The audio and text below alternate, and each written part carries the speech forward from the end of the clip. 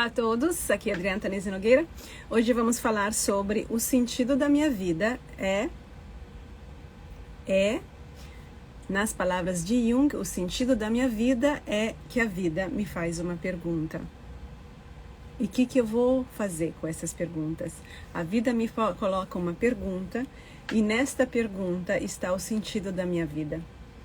Então hoje vamos falar do sentido da minha vida e de como que nós encontramos esse sentido da vida. Como damos a resposta que a vida nos coloca pelo simples fato de existirmos e de estarmos aqui. E todo mundo sabe que quando a gente tem aquela idade entre 15 anos, talvez antes até para algumas pessoas, em que a gente começa a se dar conta de que o mundo é uma vastidão imensa, que você está sozinho, que você tenha família boa ou não, que você tenha amigos ou não, existe uma percepção de solidão que vem do fato de que a vida é tua. Você tem que dar uma resposta absolutamente única e original, porque tua, individual, a tua vida. E ninguém pode fazer isso por você. E não só, você não tem ao teu redor referências para isso. Então temos, na verdade, acabamos por ter, diante dessa pergunta que a vida nos faz, que é a tua existência, o teu existir, estar aí, e o que você está fazendo aí. Diante disso, nós temos a opção, que infelizmente muitos tomam, que é de deixar que o mundo responda a esta pergunta. O mundo responde a essa pergunta quando nós permitimos que sermos moldados, por um lado, o que acontece quando nós abandonamos a responsabilidade de dar a resposta à nossa vida, a pergunta que a nossa vida faz. E essa pergunta é basicamente: quem é você? Quem é você? Para além da tua mãe, do teu pai, dos teus irmãos, dos teus amigos, das crenças da família, quem é você? E essa é uma pergunta que todo mundo tem em algum lugar, todo mundo se faz. E todo mundo começa essa jornada, mesmo que não a comece, mas ela começa com a tua existência. E tem um momento que é lá no começo da nossa adolescência, em que a gente percebe algo, no fundo, inquietante, uma inquietação. A adolescência é um momento mágico, muito difícil, mas mágico, porque é o momento em que se quebram as certezas da infância. Você, de repente, por assim dizer, você descobre, ou seja, se dá conta. Isso pode acontecer sem muita racionalidade, tá? Não precisa escrever uma redação sobre isso. É uma percepção. Você se dá conta que o mundo da tua família não é tudo para você. Você se dá conta que você é mais do que isso, mas você não tem a menor ideia do que é. Você só sabe que não se encontra completamente lá, que tem uma quebra. E é como significa isso, na verdade, que as verdades da família, dos pais, os pais deixam de ser aquelas autoridades absolutas, mesmo quando você brigava com eles. É como se, de fato, quebrasse alguma coisa, que mesmo na briga garantia, vou tirar o som aqui, garantia uma sensação de acolhimento, de casinha. A casinha cai e você está sozinho no mundo. Essa é a condição humana, essa é a condição de cada um. Porque cada um é chamado a dar uma resposta nova e original à sua própria vida. Não podemos pegar emprestado aquela que mamãe deu para a própria vida ou papai deu para a vida dele. Cada um tem que dar a sua própria resposta. É isso que Jung quer dizer. O sentido da tua vida é algo que você vai descobrindo ao longo da tua jornada, ao longo da tua caminhada, quando e somente se você abraçar essa busca. Porque senão você vai acabar sendo moldado pelo mundo. Como? Assumindo as respostas que o mundo quer que você assuma. Assumindo os comportamentos, se adequando, sendo dócil, querendo ajeitar as coisas, não querendo fazer muito barulho, não querendo incomodar, se adaptando, né? Se adaptando. a vida do jeito que ela se apresenta. Então a gente vai começar a conversar o que Jung fez com a sua vida. Exemplo, Jung tinha 12 anos, e ele começou a ter o que ele mesmo chama de neurose. A primeira expressão neurótica que ele conheceu foi com ele mesmo. Ele era um menino mais ou menos tímido. Ele era um introvertido, assim, um menino que ficava na dele, não tinha todos esses amigos e não encontrava as amizades. Não, mas eu estava falando uma coisa importante sobre Jung. A resposta, como que Jung começou essa jornada dele? Não sei se é. Como que ele começou? Ele começou a ter desmaios quando ele ia para a escola. Ele não querer ir para a escola, porque ele não encontrava os amigos certos, ele não se sentia à vontade, ele não se sentia bem. E é uma idade difícil, né? 12 anos, a gente está começando, transitando para a adolescência, e aí ele tinha crise de desmaios toda vez que ele ia para a escola, que ele tinha que ir para a escola, e aí ele não ia, assim, ele não conseguia não ir. Isso é claramente um sintoma neurótico, tá? Se vocês têm filhos que têm coisas parecidas, façam uma consulta conosco para ter certeza do que está acontecendo, porque é importante pegar a coisa. Então, o que acontece? Jung e ele ficou por um tempo em casa. O pai dele era um pastor, já não muito crente, né? Já em crise. Tinha uma linda, maravilhosa biblioteca com livros de teologia e filosofia. E a mãe dele era uma pessoa poderosa, assim, forte, intensa, influente na vida do filho. E o Jung ficou, ele era filho único, ele tinha uma irmã, né? Teve uma irmã bem mais tarde, bem menor. E o que aconteceu? Ele ficava desmaiando e ficava fazendo nada o dia inteiro. Até que ele ouviu uma conversa que o pai estava tendo com um colega, um amigo dele, no qual o pai, na conversa, o pai estava se mostrando o quanto ele estava preocupado com o próprio filho. Porque o que ia ser dele? Como que ele ia ganhar vida? Como que ele ia sobreviver se ele não conseguia ficar de pé, né? Uhum. Ir para a escola, enfrentar o desafio da escola, enfrentar os amigos, as coisas, enfim, os colegas, quem for. E aí Jung, de repente, se deu conta, isso foi uma conversa que ele ouviu, então ninguém deu uma bronca assim direta para ele, ele ouviu, ele se deu conta, porque ele é um espírito bem mais evoluído, né, do que muitos, de que ele tinha que fazer alguma coisa.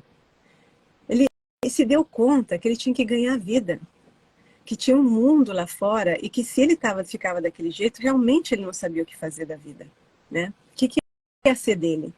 Que ele tinha que enfrentar a vida. E por isso que eu digo que ele é um espírito evoluído, porque muitos poderiam recuar e ficar, né? Ele resolveu vencer. Então, ele resolveu ir para a escola, e no caminho da escola, no dia seguinte, ou quando foi que ele foi, ele quase desmaiou. Porque é normal acontecer isso. A gente criou um hábito, né? A gente criou um movimento, mas aí ele se recuperou, ele firmou a vontade dele e ele foi para a escola e nunca mais isso aconteceu. Ele começou, naquele momento, a dar uma resposta à vida dele. Ele estava com um problema que ele não podia entender naquele tempo o que era, por que ele não estava se adaptando à escola, o que estava acontecendo. E ele estava sofrendo, ele sofreu uma realidade interna que ele também não entendia, não tinha controle sobre isso, mas a conversa que ele ouviu lhe fez, entre dois adultos, sobre a realidade da vida, lhe fez entender que era preciso de uma atitude. E ele tomou a atitude, né? Isso é abraçar a própria jornada. É um exemplo de abraçar a própria jornada, mesmo que sabendo que é difícil, Abraçar, nesse caso, a própria diversidade. Se a gente pegar o livro, se a gente usar esse episódio e ler esse episódio à luz do livro O Código do Ser, do James Hillman, que faz uma psicologia ao contrário, ou seja, encontrando gênios e olhando para a vida, para a infância dos gênios e a dificuldade que os gênios encontraram, a gente poderia dizer que o jovenzinho Jung estava diante de uma vida bem desafiadora, e ele estava com medo da vida.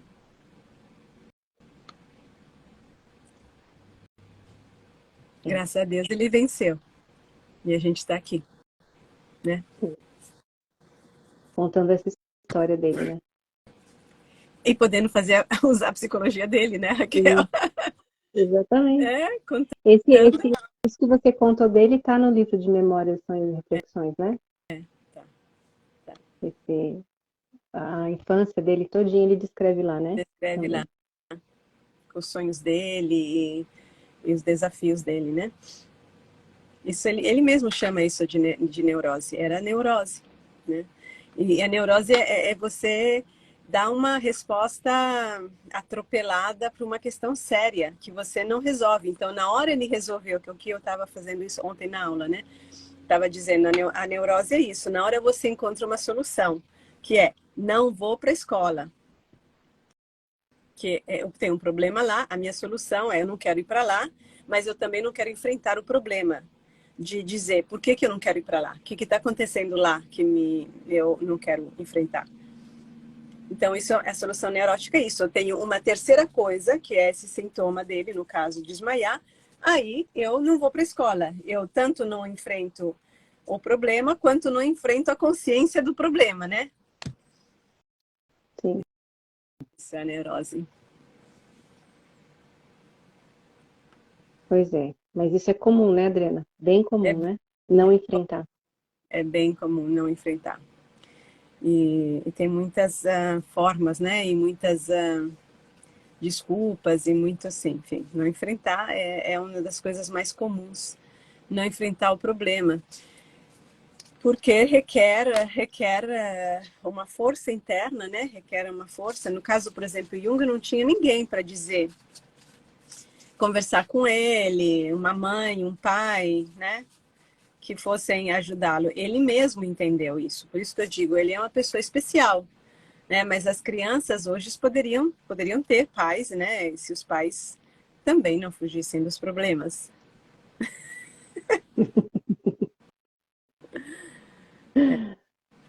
Sim. Pois é, mas e aí? Assim, ser, ser você ou que o mundo te impõe? É, Esse é um limiar, né, Adriana? é um limiar. Porque, Porque no caso, por exemplo, quando uma pessoa se ergue diante da dificuldade, assume que tem um problema, assume, encara de frente, em vez de fugir, de mentir, de falar, mentir a si próprio, encara o problema, assume e o enfrenta, ela se fortalece, aumenta a sua autoestima, aumenta a força interna e a autoconfiança. E isso é o caminho, isso faz parte do caminho dos ingredientes indispensáveis para ela ter uma ação criativa no mundo. Porque situações difíceis vão sempre aparecer. Se você quiser ser uma pessoa diferente, ou seja, se você quiser ser você de verdade e não o que o mundo quer é que você se insira no mundo, seja dócil, obediente, não pense demais, não questione demais. Você pode fazer algumas loucuras, beleza? Você pode ser um rebelde, mas não se muda a estrutura. E cada um tem o seu lugarzinho, o seu lugar. Ninguém cria algo novo e ninguém dá uma resposta nova para a vida. Essa é a grande questão. Então você encontra. e o que, Desculpa, fala. não, então, não, pode falar, que eu não vou esquecer a pergunta. Porque cada um de nós nasce num mundo que está pronto, não é? Não está esperando por nós, né? Não é um mundo que diz, chegou a Adriana, vamos colocar um tapete vermelho para ela, me fala, o que você quer fazer, o que você gosta? Ninguém. Todo mundo chega e já está tudo posto. E o que a criança é estimulada a fazer? A se inserir, se adaptar. Aí, dependendo do tamanho da cabeça das pessoas com quem ela vive, do tamanho da cultura que elas têm, do tamanho dos problemas que ela tem, o lugar para ela se inserir pode ser desse tamanho, todo torto, pode ser maior, enfim, mas vai ser um lugar. E a partir desse lugar, ela vai tentar, inconscientemente, estou falando, né, assim como movimento espontâneo da vida, do ser dela, vai tentar crescer, se desenvolver, exatamente como uma planta, né? Que ela vai encontrar espaços para subir, para crescer. E ela pode ficar toda torta, e pode ser uma miniatura de planta, ou pode ser gigantesca. Vai sempre, porém, ter que enfrentar obstáculos. Porque mesmo numa família com uma mentalidade mais aberta, ela vai ter que vencer a limitação da família, porque ela tem que ser nova, né? E todo diferente quebra uma unidade. E isso é percebido por quem está dentro da família como uma traição do vínculo, do vínculo familiar, das crenças, do amor até traição.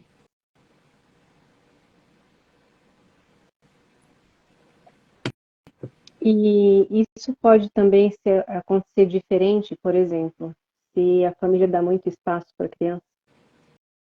Se dá muito espaço? Ela também vai ter uma distorção, né, da realidade. Aí você está falando um espaço de não dar limites. Também, isso.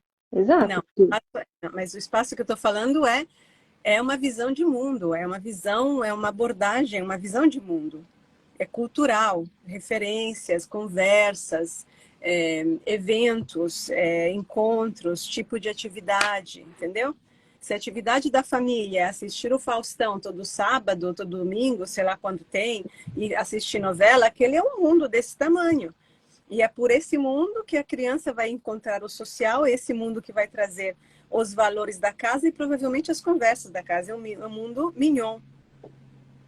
Agora, a questão dos limites é outra coisa, né? O limite, infelizmente, hoje não é dado, porque as pessoas vivem, primeiro, com muita mordomia, apesar das dificuldades. Assim, você quer poupar os teus filhos de coisas que são da vida, né? Das dificuldades da vida, dos limites da vida. Aí você se sobrecarrega e o filho fica boiando.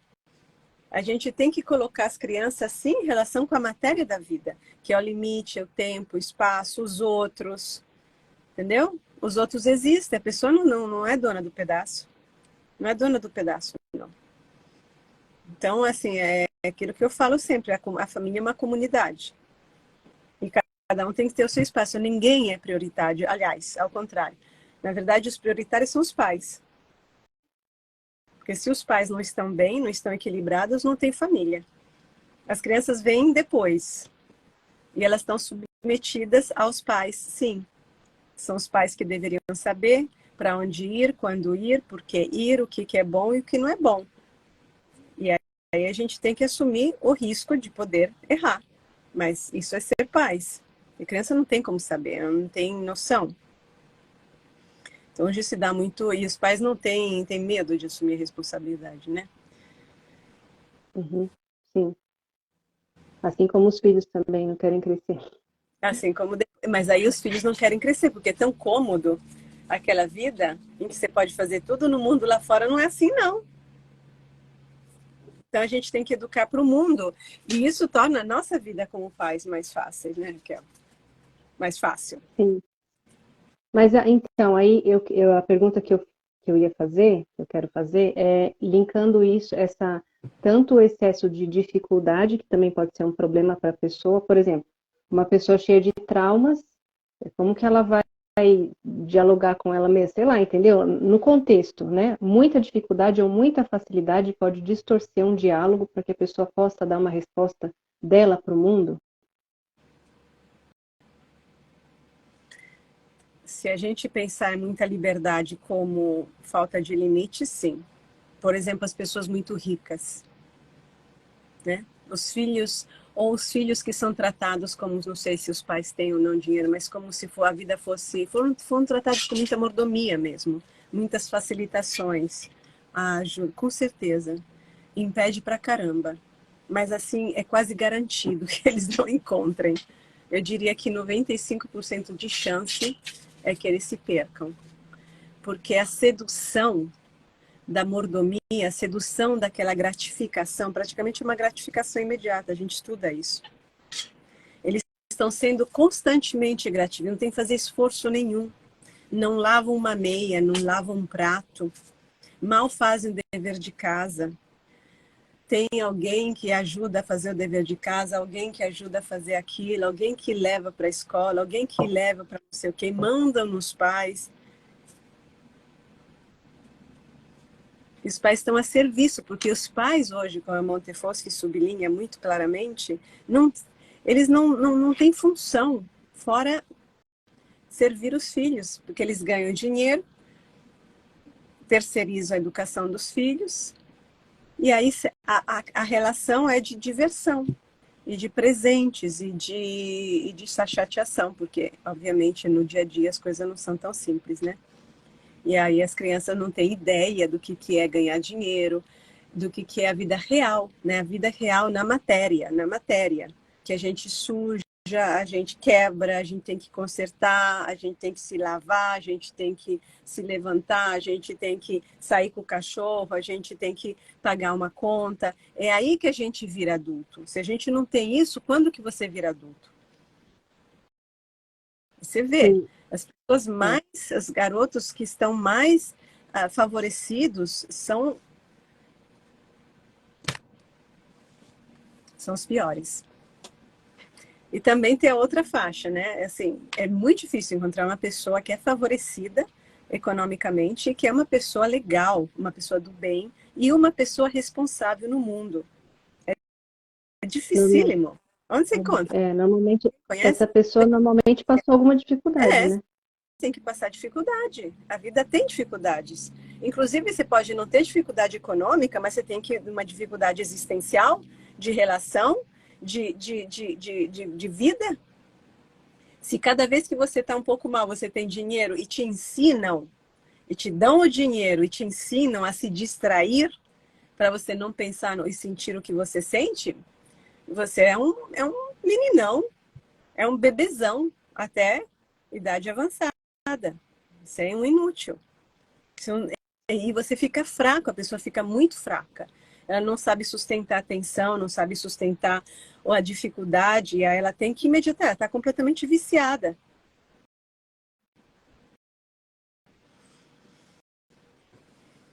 Assim como uma pessoa muito traumatizada também está viciada no trauma, na dor, no conflito, no pessimismo e tudo, e ela não consegue ir para frente. É um outro oposto aqui, né? Mas uma pessoa que está mal e que não tem condições de imediata, se bem, ela pode ir transar, né? As pessoas fazem isso hoje, vão para o sexo, drogas e bar e fazem. Tudo isso é diversão para sair, para não quero saber, não quero pensar, não quero estar aqui, né? Aí você vai continuando estar aqui, estando aqui, mas numa nuvem, tá numa nuvenzinha cor-de-rosa ou multicolorida, quando a vida não mudou de 1 milímetro, né? É, de fato, sim. Você sabe que estava falando enfim, dos adolescentes, né? Assim, é comum, tanto em escola particular quanto em escola pública, estou falando por experiência mesmo, os pais, eu não sei se é só hoje, tá? Porque eu ia a pé para a escola em São Paulo, quando pequena, mas hoje eu vejo um medo geral de soltar os jovens na rua, por conta de que é perigoso, tem assalto, tem isso, tem aquilo, entendeu? É uma super proteção mesmo de não soltar, de não querer que pegue ônibus, de não, nem Uber, assim, nem nada. Eles falam, eu morro de medo de soltar minha filha, meu filho para a escola. Eu ouço isso. É compreensível, né? É compreensível e é uma realidade muito desafiadora. Sim. Porque você precisa soltar para ganhar experiência. E se soltar, tem um risco. Mas, enfim, né? É uma sociedade bem não muito, não muito saudável, né, Adriana? Nem um pouco. Assim, Nem um pouco, mas é por isso mesmo que a gente, em primeiro lugar, tem que desenvolver relações fortes com os filhos, em que você é a líder. Porque eles têm que ouvir você. Você é a voz da saúde mental num mundo de muita insanidade. Então, essa é a questão. A criança tem que saber que pode contar com você. Uma criança que tem um pai que dá tudo e que não, né, que dá tudo, que gratifica constantemente, ela não tem um pai, ela tem uma entretenedora. Ela tem uma babá e uma entretenedora. E a criança, no fundo, sabe que não pode contar com você, entendeu? Então, assim, o mundo é muito difícil, mas a criança tem que fazer, o jovem tem que fazer alguma experiência, né? E se ele conseguir confiar em você, vai receber, vai poder ouvir você para ter alguma orientação sobre como se comportar e como discernir, dentro do possível. É claro que não tem garantia, mas como discernir, né? Discernir o bem do mal. Senão, como que ela vai saber? Tá, tem o Uber, tem sei lá, o ônibus, mas tem os amigos também, né? Que eu acho que é um contato diário e muito, né? Tem os amigos, tem as falas, tem YouTube, tem a mídia, é. que você pode segurar em casa, mas o que que eles estão assistindo? Do que eles estão enchendo a cabeça? Tá, você quer assistir uma bobagem, mas aí vamos conversar também, né? Ou então você, mãe, pai, você promove alguns assuntos, né? Você fala das coisas que você faz. Se você faz coisas interessantes, né? Você conversa, você fala, você troca ideias, assim, no sentido de comunicar. A pessoa tem que saber, a criança tem que saber que você tem um mundo que não é esse mundo. Então, que ela vê na YouTube ou na mídia social ou entre os amigos, tem outro mundo. Então, é importante que os pais não sejam, hoje, a função principal dos pais não é prover diversão e proteção para os filhos. É prover uma visão de mundo alternativa que possa proteger, sim, o filho de ter uma vida sem sentido e de ser mais um, tanto no mercado quanto na sociedade. É isso que um pai tem que fazer. Não é mais. A gente hoje os pais estão ainda nessa, não querem que sofram o que a gente sofreu, essas coisas, né? E dão presentes. Eu vejo pais homens que dão presentes em que claramente é ele criança que tá se presenteando usando o filho. É um meninão que está aproveitando para reviver a infância através do filho dele. Ou seja, ele não está sendo pai, não está sequer vendo a criança e está numa viagem dele. Devia fazer terapia em vez de manifestar a própria infância através do filho, né? Que está estragando o filho. Sim, sim. Então, Então, isso é um ponto de uma fase da vida da pessoa, né? Mas e se a pessoa passou a vida toda assim, Adriana? Tem reversão isso? Assim, e esse momento da pessoa ser ela é possível em qualquer fase? sim, é possível. Em qualquer fase. Porque essa pergunta que a vida se coloca a cada um de nós, ela está sempre lá.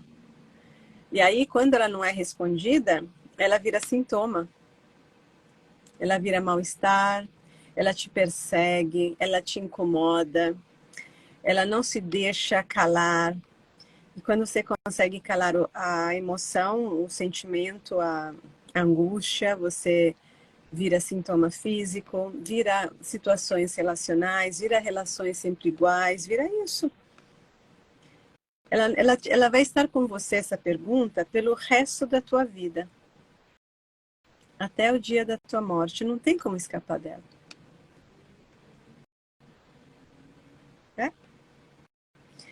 Não E é acredito. só uma mesmo, Hein? Adriana? É só uma mesmo para cada um? Mas essa é a pergunta sobre quem você é, né? Ah, E ela sim. engloba todas as outras, né? É a pergunta que qual é a tua? Qual é a tua nesse planeta, neste momento, nesta família, nesse bairro, nessa cidade, nesse país? O que você está aqui fazendo? Qual é a tua? Por que você está aqui? A tua vida tem um sentido se você responder essa pergunta, senão não tem sentido. E essa pergunta, a resposta é muito individual. Então requer que você se entenda para você responder essa pergunta. Então começa a jornada. Quanto mais cedo, melhor. Quanto mais cedo, melhor. E não adianta a gente chorar sobre o leite derramado, né? Avisando. Não der, não serve. Já foi, a gente só pode aprender e dar um sentido a tudo aquilo que aconteceu, que já passou, e a partir de lá seguir de uma forma diferente,